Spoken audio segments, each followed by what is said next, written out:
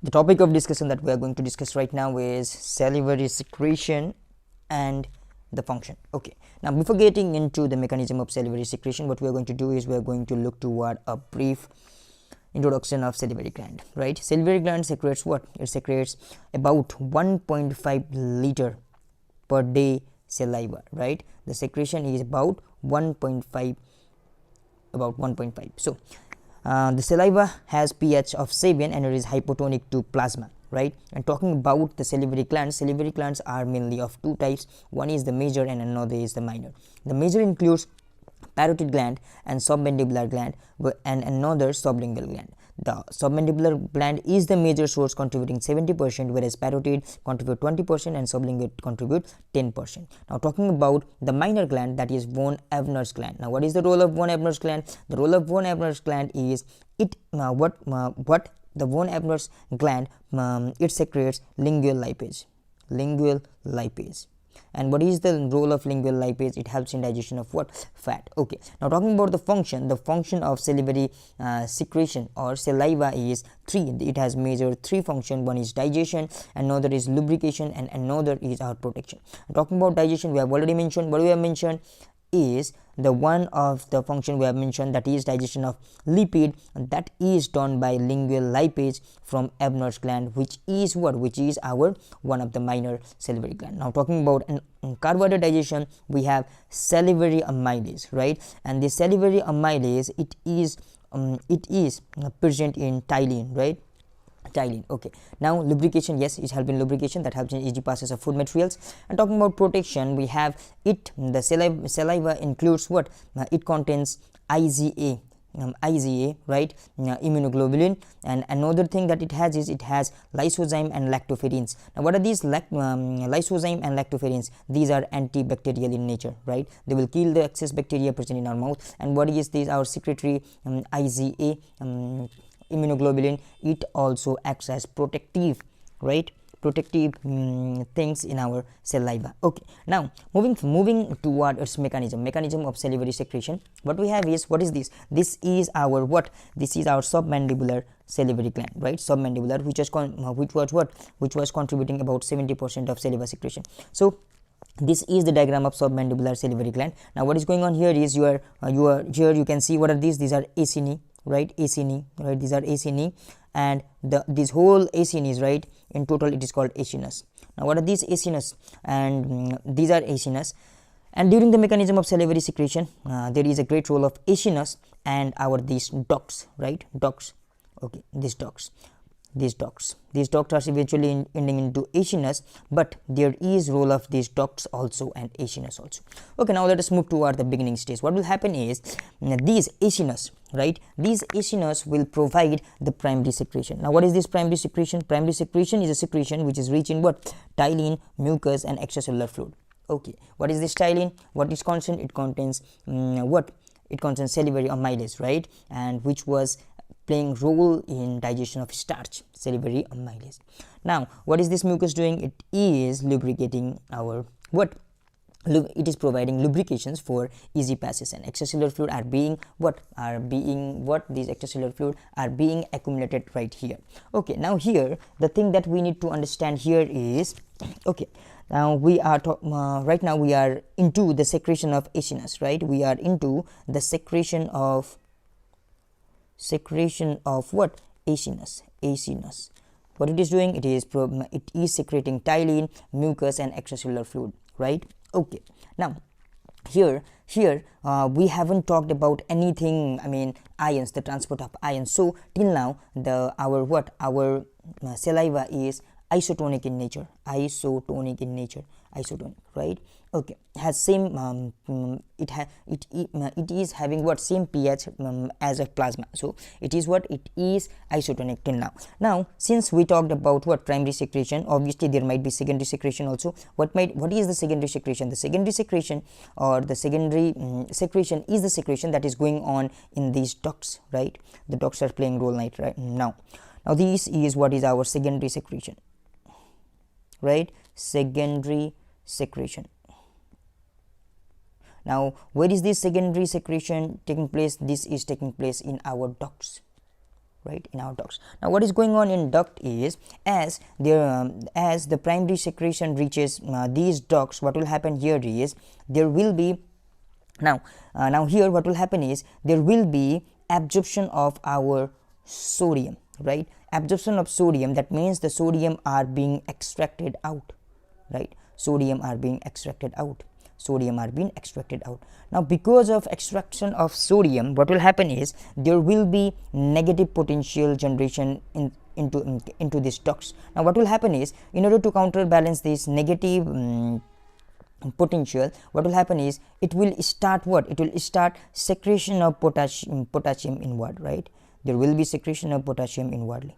Okay, now here what will happen is the sodium will be it will be absorbed, or it will be extracted in high amount, right, it will be excreted in high amount, but the potassium which is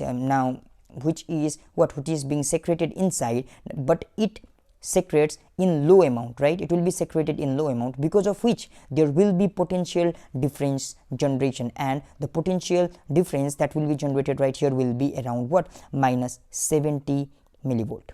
Now what we said till now is the sodium, right, sodium is heavily it is heavily extracted, right, it is heavily absorbed. Okay, but the potassium which was being secreted inward is not enough to balance the consequences created by sodium, so there will be the generation of negative potential, and that is minus 70 millivolt. Now because of this minus 70 millivolt, what will happen is the negative ion will try to move out. That means the chloride ion will try to move out, right, it will be it will move out, right? It will be extracted from here, or it will be extracted from here through the process of passive absorption, right, since there was negative potential right here, right, in order to make it again positive, what is going on is this chloride is being moved out, right, chloride is being moved out. Okay, now this is our first phase, right. Now the second phase, what is the second phase is, the second phase is because of this chloride moving out, the chloride and bicarbonate exchange pump, what will happen is the bicarbonate will try to move inside, right, the bicarbonate will try to move inside. Okay, what we said is, what is going on here is, initially we are talking about sodium which was being moved out, right, it was being absorbed. Now to balance it, there was potassium which was coming inside, right, potassium was being secreted inside, and because of disbalance there was the generation of negative potential minus 70 millivolt. Now to reduce this minus 70 millivolt, our chloride ion is being it is being absorbed, right, and now to counterbalance it, there was bicarbonate ion which was moving inside. So these are the phase, right, these are the things that are going right in these ducts. So now, okay, what we said till now is, we said that sodium will be actively reabsorbed, right. Now sodium will be actively reabsorbed. Now to balance it, we have got potassium active secretion. Now because of difference in potential, we have got our passive absorption of chloride, and finally now because of this chloride absorption, there will be bicarbonate secretion within the duct.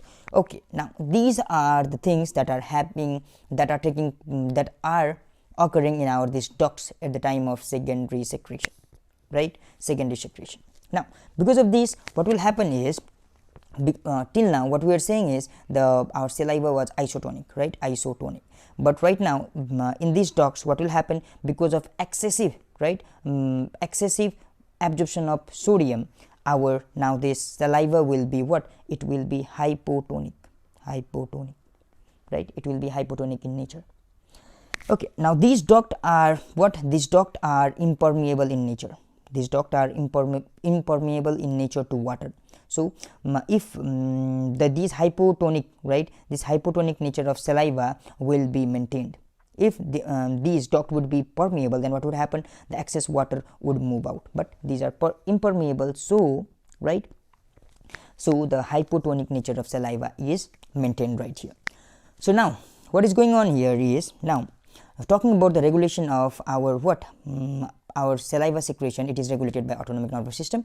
And under our autonomic nervous system, what we have is we have parasympathetic and sympathetic nervous system. And these two, sympathetic and parasympathetic, they they act opposite to one another, but here they are acting together to increase saliva secretion. Right now, how parasympathetic secretion is increasing saliva it is what it is doing, it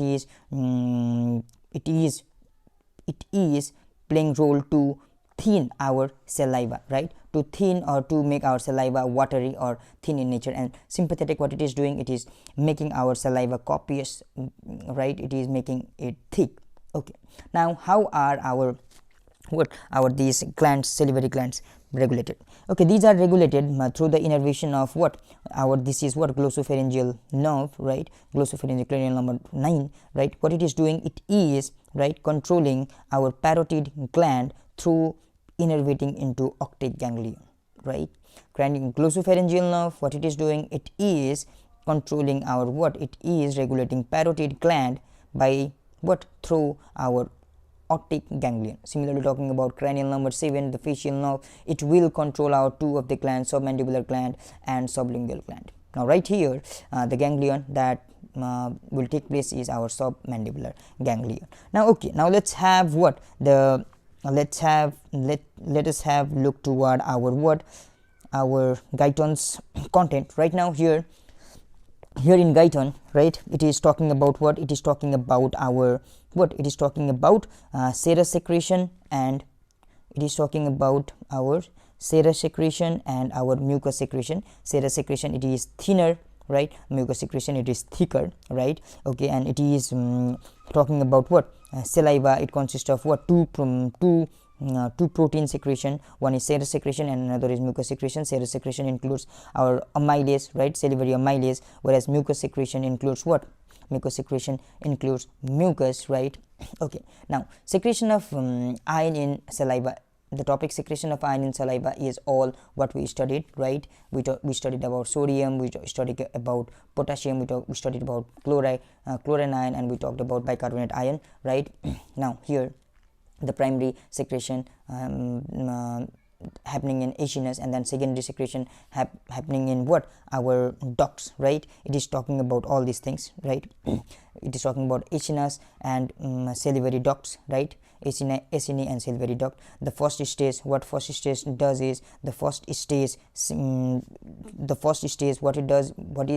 explained in this first stage is the sodium ion that are being absorbed, right, that are being excreted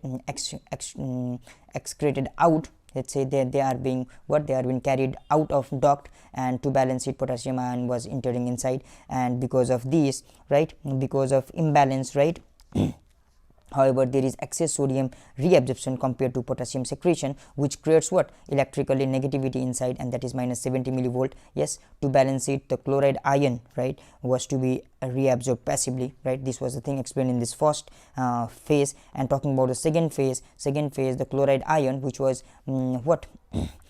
being carried inward, right, which are being secreted inward. Now that will be balanced, that will be tried to be balanced by this bicarbonate ion, right, because of exchange of bicarbonate and chloride ions, right, exchanger. Okay, these things are explained right here. And talking about the function, yes, we talked about the function of saliva.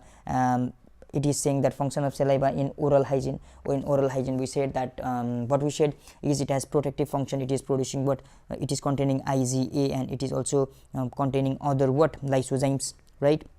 Okay, here it explains about same thing, right. It consists thiocyanate proteolytic enzyme, right, that attack bacteria and aid in thiocyanate ion that will kill bacteria. Okay, and this is what is written right here. And talking about its regulation, it is regulated by parasympathetic nervous system, right. Parasympathetic nervous system, right. We talked about all these things. We talked about glossopharyngeal nerve, right, which was regulating parotid gland. We talked about our sublingual gland and submandibular gland, right. These were regulated by facial nerve, cranial nerve number 7 through submandibular ganglion. And the parotid gland, which was being regulated by glossopharyngeal nerve, right, glossopharyngeal nerve, it was going through our it was going through aortic ganglion, right? You can see aortic ganglion right here, right? You can see parotid gland, and this is our glossopharyngeal nerve. Parotid gland is being controlled by glossopharyngeal nerve through our aortic ganglion. So this was all about what? This was all about the regulation. So I think we are clear about it now. We studied about this diagram also. So this was all about the mechanism, function and regulation of salivary.